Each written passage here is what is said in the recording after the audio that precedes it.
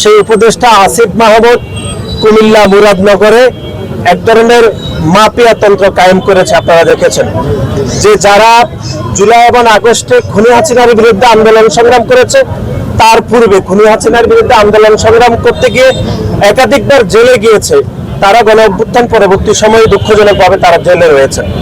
এটি অবশ্যই আমরা মনে করি বাংলাদেশের সকল নাগরিক এবং গণমাধ্যমের আমাদের যারা সহকর্মীরা রয়েছে তাদেরকে এই বিষয়টি অত্যন্ত গুরুত্ব আরোপ করা উচিত যে পুরো বাংলাদেশ একটি ইতিবাচক রাজনীতিতে থাকলেও কুমিল্লার মুরাদনগর কোনোভাবে ইতিবাচক রাজনীতিতে নেই। এখানের একজন উপদেষ্টা, আমরা আবারও বলছি, এখানে মাফিয়া তন্ত্র কায়েম করেছে।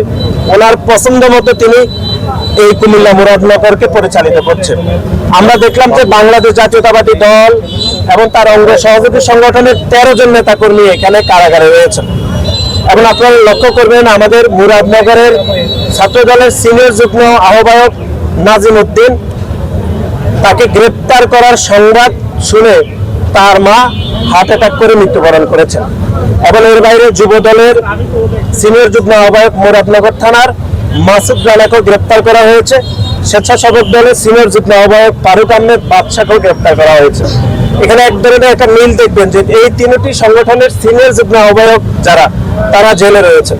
এবং আসিফ মাহমুদ যে গাদ্দারি করছেন, বিশেষ করে খুনি হাসিনা শেখ হাসিনা সময় যেরকম আমরা দেখতাম যে গাদ্দারি, সেরকম তিনি গাদ্দারি করছেন মুরাদনগরের বিভিন্ন মানুষের সাথে।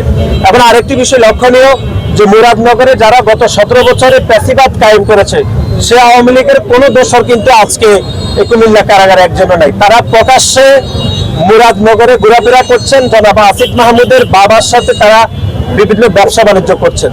অথচ গত 17.5 বছর ধরে যে রাজনৈতিক কর্মীরা খুনি হাসিনার বিরুদ্ধে আন্দোলন করেছেন, বারবার জেল খেটেছেন, তাদেরকে 5 তারিখের পরে গায়ের জোর দিয়ে তাদেরকে আবারও জেলে প্রেরণ করা হয়েছে। আসিফ মাহমুদ এখন উপদেষ্টাই রয়েছেন। আসিফ মাহমুদ কিভাবে নির্বাচন করবেন? কিন্তু অনেকেই বলছেন যে আসিফ মাহমুদ নির্বাচনের অন্তত বলে আসলে, তফসিল ঘোষণা করলে তিনি নাকি তার দল থেকে পদত্যাগ করবেন। এরকম একটা উপদেষ্টা নিয়ে কিভাবে এই সরকারকে আমরা নিরপেক্ষ বলবো? আর আপনি যেহেতু বলছেন যে এখানের ভারপ্রাপ্ত কর্মকর্তার বিরুদ্ধে অভিযোগ হয়েছে, অভিযোগ তো শতভাগ সত্য। কারণ আসিফ মাহমুদ যে মাফিয়া তন্ত্র কায়েম করেছেন, সেই মাফিয়া তন্ত্র থেকে তো থানার ওসি নিশ্চয়ই ওনাকে ভয় পাবেন। এবং ওনার কথা মতো তিনি মামলা করেছেন, যে মামলা 5 তারিখে পরে এফআইআর হয়েছে, সেই মামলাতেই আমাদের নেতাকর্মীদেরকে, আমাদের সহযোদ্ধাদেরকে গ্রেপ্তার করা হয়েছে।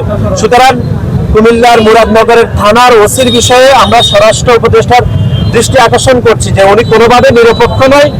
উনি আসিফ মাহমুদ এবং তার বাবা এবং আওয়ামী লীগের দোষকদেরকে তিনি শেল্টার দিচ্ছেন। অপরদিকে যারা গণতান্ত্রিকামী রাজনৈতিক কর্মী গত 17.5 বছর ধরে যারা মাঠে আন্দোলন সংগ্রাম করেছেন, তাদেরকে হয়রানি করছেন, গ্রেপ্তার করছেন। সেজন্য আমরা গণমাধ্যমের কর্মীদের সহযোগিতা কামনা করছি যে এই বিষয়গুলোতে আপনারা নিরপেক্ষভাবে বিচার বিশ্লেষণ করে সংবাদ পরিবেশন করার জন্য আমরা উদারতা আহ্বান জানাচ্ছি।